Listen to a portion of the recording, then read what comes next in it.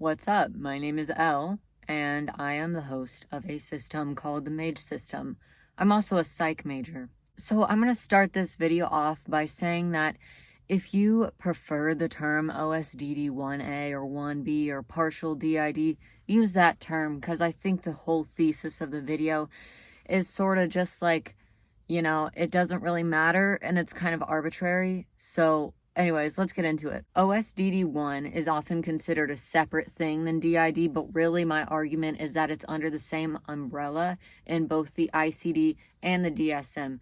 In the DSM, it literally, we'll get into it, okay? I wanted to make this video for a long time, but I forgot, and then I was reminded whenever I saw Body et al.'s video, which inspired me to expand on what they said. Go watch that if you haven't, like, for real. I'll link it in the description. They also made some great points in there that I thought were really interesting, and I might mention a few of them there, but watch their video to get the whole idea. First, let me explain what OSDD1 is. So DID is often thought to be a disorder characterized by multiple states of identity separate within one person that are often separated between switches within amnesia wall, where one identity will do something and the other identities won't remember what that identity did. And OSDD1 is often split into two categories, OSDD1A and OSDD1B. OSDD1A being essentially DID, except the personality states are less different from each other, but there's still amnesia. And OSDD1B being the personality states are very different from each other, but there is a lack of amnesia between switches. This is all very simplified. It's a lot more complicated than this. In the DID community, there's often a heavy emphasis on making sure that which one it is specified. Like, I'm an OSDD1B system, I'm a DID system. I use the word partial DID, whatever you identify your system as. Like, the distinctions and the names are very much like talked about a lot. But first, let's look at what the ICD and the DSM categorizes them as. So the ICD is like a diagnostic handbook used for professionals in some countries, while the DSM is used in other countries, most like popularly known America. In books like this, there's often a category of disorders, dissociative disorders, right? And DID will be one of them. And then there will be a certain part of every single kind of disorder in the book where it will say otherwise specified blank disorder, in this case dissociative disorders, which will basically have other disorders that don't necessarily fit the criteria of the disorders already talked about. In the ICD, it says that DID is a disorder characterized by the presence of two or more identities with distinct patterns of perception and personality which recurrently take control of a person's behavior. This is accompanied by a retrospective gap in memory of important personal information that far exceeds ordinary forgetfulness. The changes in identity are not due to substance use or to a general medical condition. This is the criteria for DID. What the ICD does is, instead of having OSDD1, what it would typically be referred to as in the otherwise specified dissociative disorder category, instead they have two separate diagnoses of dissociative identity disorder and partial dissociative identity disorder, instead of having dissociative identity disorder, and then partial DID is just thrown in the OSDD category. Partial dissociative identity disorder is characterized by a disruption of identity in the same way, except they may not have the gaps in memory that you would have in DID. So basically, the ICD has it that they're both DID and they're both under the DID umbrella, but they're just separate diagnoses. Me personally, I still kind of disagree with this, and I still think that rather partial DID should just be a subtype of DID instead of being a different diagnosis. In the same way that ADHD and ADD used to be different disorders, ADHD being attention deficit hyperactivity disorder with a deficit in attention and hyperactivity as a symptom, whereas ADD was just a deficit in attention and no hyperactivity. However, at some point they were like, that's stupid, let's just make this all the same disorder, and then you can specify the subtype afterwards. And so that's what they did. And I think that from my perspective, I feel like this should be the case with DID. Now, let's look at the DSM. This is my best friend. I'm just kidding. This book has a lot of problems. and one day I'm going to go on a whole rant about it.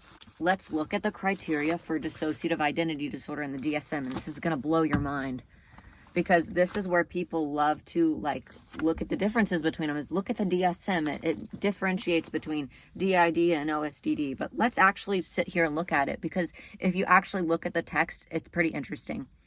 So the first criteria point of it is a disruption of identity characterized by two or more distinct personality states, which may be described in some cultures as an experience of possession. The disruption identity involves marked discontinuity in sense of self and sense of agency, accompanied by related alterations in affect, behavior, consciousness, memory, perception, cognition, and or sensory motor functioning. These signs and symptoms may be observable by others or reported by the individual. And then the second criteria is what talks about the memory. So the memory, it says, recurrent gaps in the recall of everyday events, important personal information, and or traumatic events that are inconsistent with ordinary forgetting.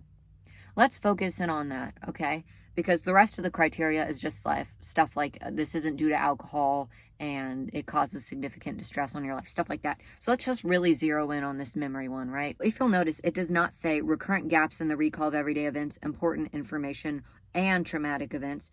It says and or, which means that it could be all of these things, or it could be one of them.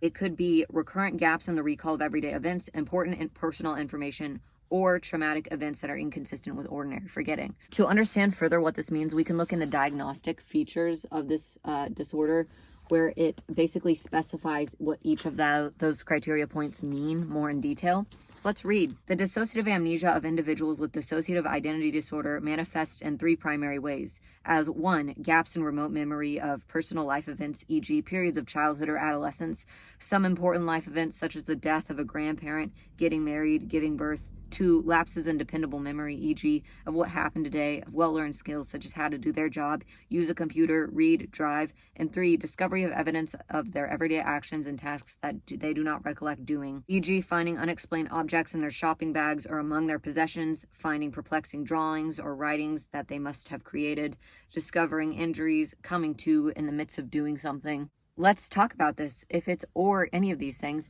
then that means that the sufficient amnesia in order to be diagnosed with DID in the DSM is not just amnesia between switches. Let's say you have alters and you, for example, don't remember a personal life event, like it says in here, your wedding. You have alters and you don't remember your wedding? Boom, DID. You don't remember a traumatic event that happened to you. You blacked out an instance of trauma and you have alters. Boom, DID. Or you don't remember a period of your childhood or adolescence. Boom, DID. I want to touch more upon the lapses in dependable memory of what happened today, well-learned skills, how to do their job, use a computer, read, drive. So I think what that mostly would manifest as in a person with DID is if you have an alter that does not know how to do one of those things, like drive, read, or write. Probably like maybe a little something like that, who just can't do something that other alters know how to do. They blacked out the ability to read or something. Boom, DID. And then it also talks further about things that would evidence amnesia between switches, like finding things that you don't remember buying, you know, that kind of thing. So it could be any of those things, just one of those kinds of amnesia, and it qualifies for DID. It does not have to be amnesia between switches. It can be any of the things that I just mentioned. So if you've been going around saying that you have OSDD and thinking that you can't have DID because you don't black out in between switches, if you have one of those other kinds of amnesia, you can call yourself DID. Hell, fuck, I mean, you can, I don't care. I don't care if you don't even have any amnesia at all. The difference is pretty arbitrary to me. The next thing I'll say about it is it says recurrent gaps in memory. So even if we're just talking about in between switches, recurrent gaps in memory in between switches does not just mean that it is you don't remember anything every time you switch.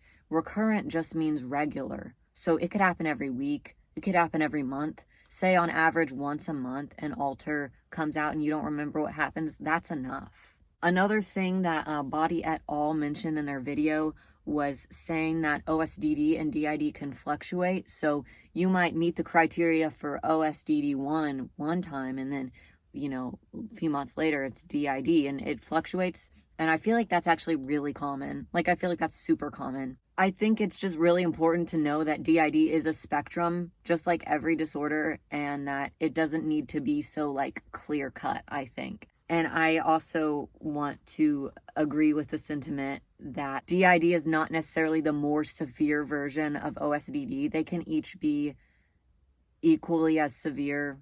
So for myself personally, whenever I look at the criteria that people assert for OSDD 1B versus DID, I would technically fit the criteria for OSDD 1B, because though I do have amnesia sometimes, I don't think it's recurrent enough to be that DID, thing. So, but I call myself DID because I was diagnosed with DID. I wasn't even diagnosed with OSDD. The fucking clinician was like, DID. So it really doesn't matter. And yeah, I just want to say again, if you like being an OSDD or partial DID system, and that is how you prefer to think of your system and yourself, and that is the community that you like more, identify yourself that way by all means. But I do just want to start this conversation that they're kind of the same thing. Yeah, so thank you for watching. Mwah. I don't think I touched on OSDD1A enough in this video and how that basically looks similar enough. Maybe I should get into that another time. If anyone has any like cool OSDD1A resources to learn more about it, let me know. Thank you for watching.